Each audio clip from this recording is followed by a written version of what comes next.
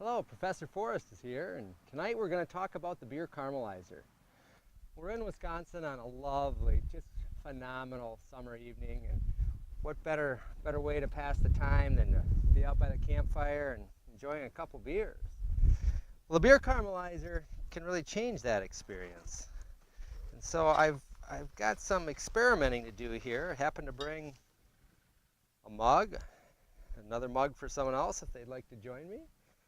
And what we're going to do is experiment a little bit with, let's see, what do we got here? I've got a Rush River Porter. So a porter is going to be a little bit heavier bodied beer, and that tends to be good for working with a beer caramelizer because there are several sugar, carbohydrate type molecules in a porter that still exist after the fermentation process.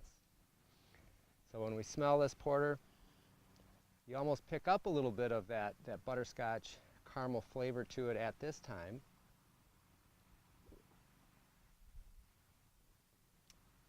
The porter has a little bit of a coffee flavor to it.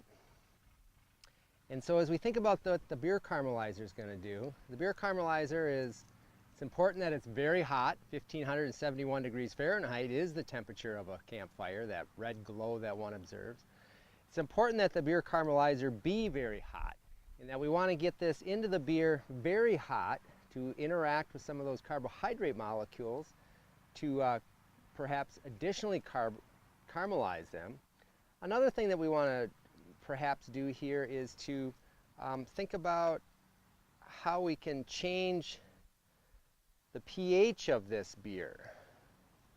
And the pH of the beer changes in probably a couple ways. One is that we tend to get rid of some of the CO2.